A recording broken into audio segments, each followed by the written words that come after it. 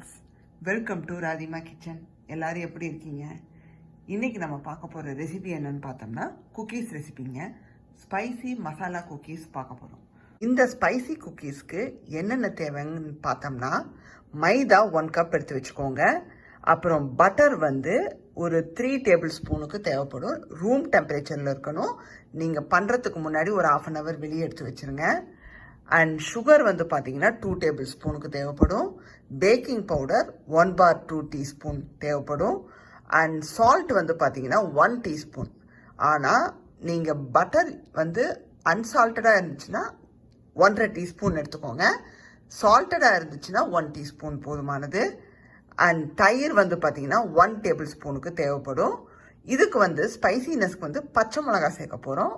உங்களுக்கு எந்த அளவுக்கு பிடிக்குமோ நீங்கள் சேர்த்துக்கோங்க. நான் ஒரு 7-8 பச்சை மிளகாயை பொடியாக நறுக்கி வச்சுருக்கேன். அண்ட் கொத்தமல்லி வாசனைக்கு கொஞ்சம் சேர்க்க போகிறோம்.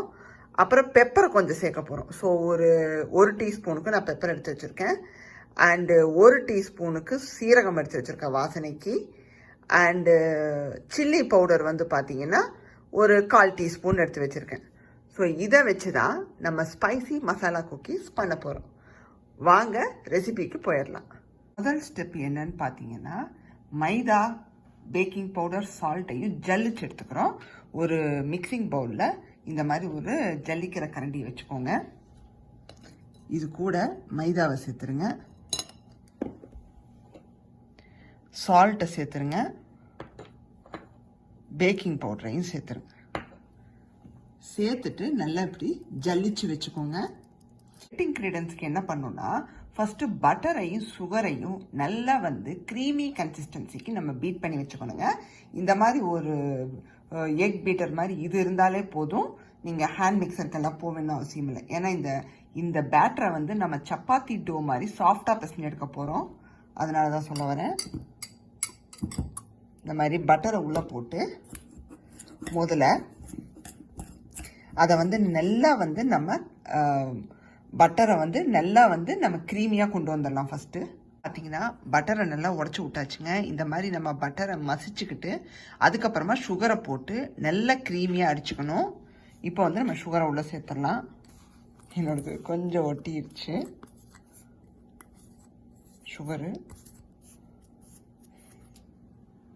சுகரை சேர்த்துட்டு இந்த மாதிரி ஒரு விஸ்கை வச்சு இப்படி நீங்கள் அடிக்க என்ன ஆயிரும்னா ஒரு 30 செகண்ட்ஸில் உங்களுக்கு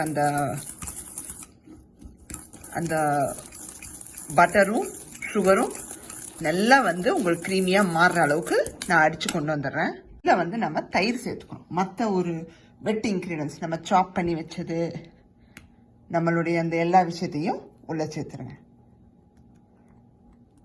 தயிரை சேர்த்தாச்சு. அடுத்தது இது கூட பச்சை மிளகாய் சேர்த்துக்கோங்க. உங்களுக்கு எந்த அளவுக்கு ஸ்பைஸ் வேணுமோ அந்த அளவுக்கு சேர்த்துக்கோங்க. இது கூட சீரகம் சேர்த்துக்கோங்க, பெப்பர் சேர்த்துக்கோங்க,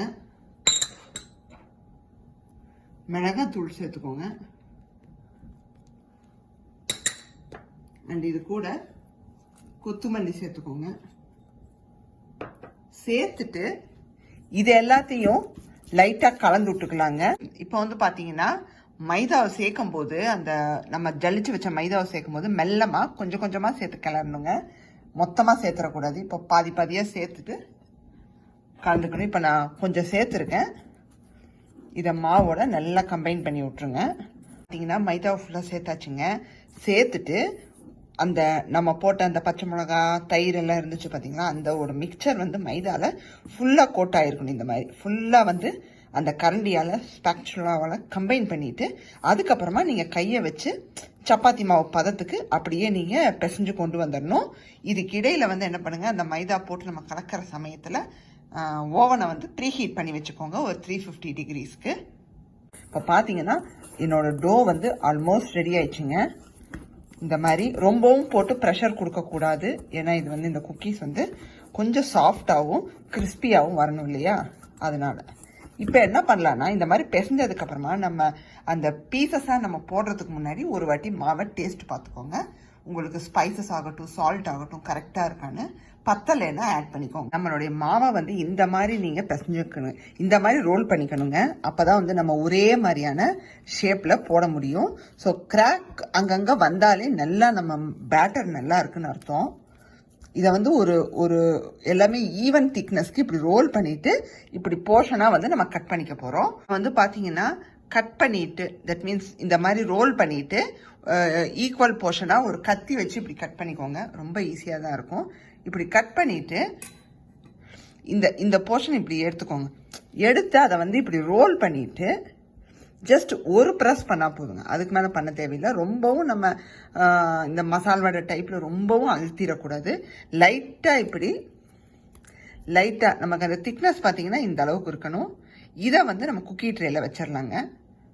குக்கி ட்ரே வந்து பாருங்கள் இந்த அளவுக்கு வச்சுருக்கேன். இதுக்கு நடுவில் பார்ச்மெண்ட் பேப்பரை நான் விரித்து வச்சுருக்கேன். அது இப்போ இன்னொன்று உங்களுக்கு வச்சு காமிக்கிறேன்.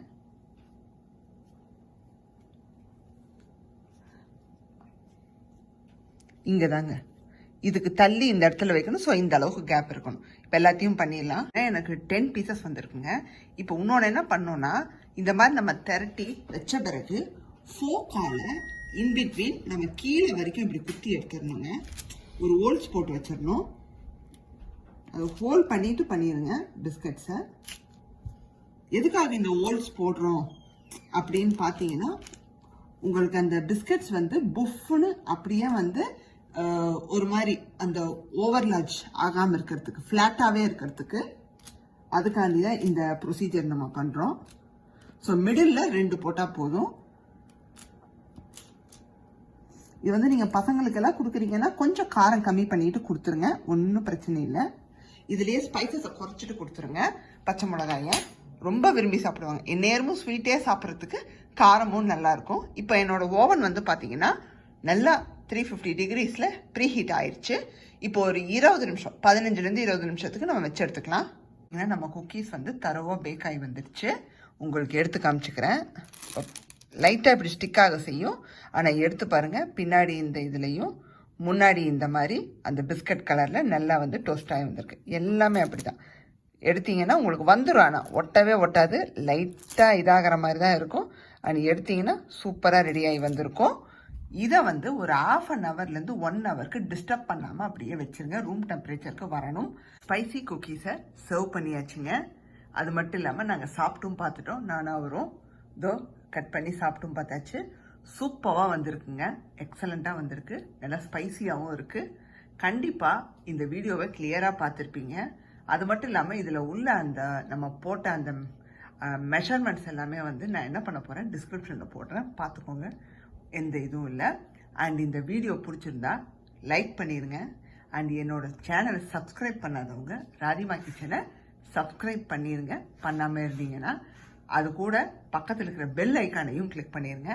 அப்போ தான் நான் போடுற வீடியோஸும் உங்களுக்கு நோட்டிஃபிகேஷனில் வந்து சேரும். Meet you in next recipe. Bye.